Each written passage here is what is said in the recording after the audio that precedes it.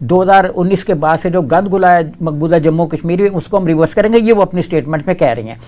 اچھا، جو ان کی بڑی پارٹیاں تھیں، جو پہلے مین سٹریم پارٹیاں تھیں، جیسے حریت کانفرنس تھی، اس کے لوگ ابھی بھی جیلوں میں بھی لڑ نہیں رہے۔ اچھا، حریت کانفرنس سے جو لوگ ٹوٹ کے نکلے ہوئے تھے، شبیر شاہ وغیرہ جنہوں نے اپنی بعد میں پارٹی بنائی ہوئی تھی، وہ بھی جیلوں میں۔ اچھا، اس وقت بھی جو بہت سے لیڈر ہیں وہ ہاؤس اریسٹ ہیں، اور وہ ان کو ایک بھی جلسہ نہیں کرنے دیا جا رہا۔ ابھی جو جمعہ گزرا کل، اس میں انہوں نے وہاں کی جو جامع مسجد تھی اس میں جمعہ کی نماز نہیں ہونے دی۔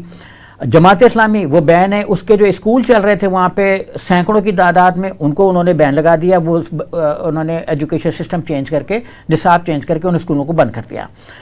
تو جیسے وہاں پہ صلاح الدین صاحب تھے، وہ بھی ایک زمانے میں کامیاب ہوتے رہے، کہتے تو ہے نا کہ وہ انتہا پسند ہیں یا ریڈیکل ہے، لیکن ایکچولی وہ الیکٹورل پالیٹکس میں حصہ لیتے رہے صلاح الدین صاحب، اور وہ الیکٹ بھی ہوئے اگر جھلو نہ پھرتا تو۔ سر ٹھیک ہے، تو اب انہوں نے جو اپنی پارٹیاں وہاں پہ بنوائی نا، لوگوں کو توڑ توڑ کے، جیسے کہ اپنی پارٹی بنی مسلم کانفرنس الائنس میں چلی گئی، این ڈی اے اس کے انڈیا الائنس کے ساتھ، راجیو گاندھی کے ساتھ، راہل گاندھی کے ساتھ، اور الائنس میں چلے گئے یہ لوگ۔ تو یہ وہاں پہ الیکشن لڑ رہے ہیں، اور بھارتیہ جنتا پارٹی خود سرفیس پہ ان کا ایک کینڈیڈیٹ ہے جتیندر جھا، جو اس انٹیریئر ان کے فیڈرل لیول پہ منسٹر میں ہیں، یونین لیول پہ، لیکن خود وہ بھاگ گئی ہے 3 سیٹوں پہ، تو الیکشن ہی نہیں لڑ رہی، نہ ان کا الائنس لڑ رہا ہے، نہ وہ خود لڑنا ہے۔ تو اگر اتنے وہ پاپولر ہیں تو کیوں لڑ رہے ہیں؟ اس پر جب ان سے سوال ہوا امت شاہ صاحب سے، جو ان کے ہوم منسٹر ہیں، کہ آپ کہتے ہیں لا اینڈ آرڈر بھی ٹھیک ہو گیا اور آپ نے وہاں پہ دودھ اور شہد کی نہریں بہا دیں، تو لوگ الیکشن کیوں نہیں لڑ رہے؟ آپ بھاگ کیوں گئے وہاں پہ؟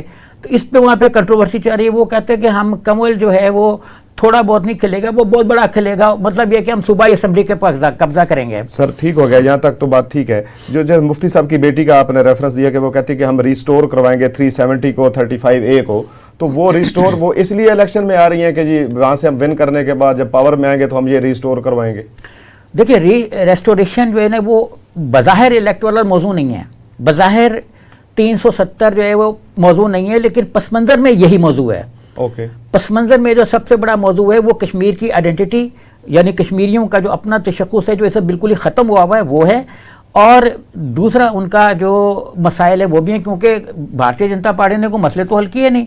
ستیہ پال جو بار بار کہہ رہے ہیں کہ میں بڑا اچھا ایڈمنسٹریٹر تھا، تو انہوں نے ٹگے کا کام نہیں کیا وہاں پہ۔ یہ سارا غصہ نکلا ہوا ہے کہ جاب نہیں مل رہے، یہ نہیں مل رہا، وہ نہیں مل رہا، پانی نہیں ہے، جابز نہیں ہے، روزگار نہیں ہے۔ زعفران جو ان کی بڑی انڈسٹری ہوتی تھی وہ ختم ہو گئی، ٹورزم ان کی انڈسٹری تھی وہ انہوں نے رینٹ آؤٹ کر دی ہندوؤں کو، ان کی پراپرٹی، جائیدادیں، منرلز، ان پہ قبضے ہو رہے ہیں۔ وہاں کے جو بلینئرز ہیں وہ آ رہے ہیں، وہ ان کے لیز پہ لے رہے ہیں ساری زمینیں وغیرہ، اور جو برسوں سے چلے آ رہے تھے، کئی 100 برس سے وہاں کے جو تھے قبائلی کشمیری ہیں، وہ سارے ان سے چھین رہے ہیں ساری چیزیں، مختلف رولز بدل رہے ہیں، لاز بدل رہے ہیں، کاغذ لاؤ۔